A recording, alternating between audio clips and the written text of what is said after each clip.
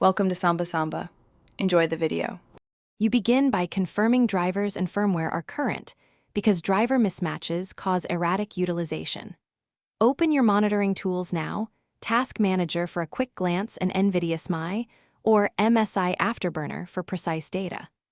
Once done, set the system power plan to high performance and disable battery limits on laptops so the GPU can reach full clocks. Make sure background processes aren't throttling the card by closing unnecessary apps before you proceed to tweak clock and power settings. Next, you change the GPU's operating parameters to influence utilization.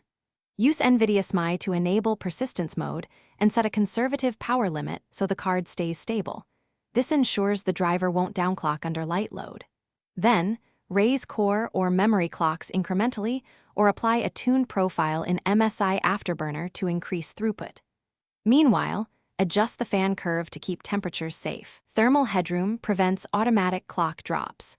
Once you've applied changes, run a targeted workload to observe utilization and finally validate the new settings by running benchmarks followed by your actual workload so you see real-world utilization.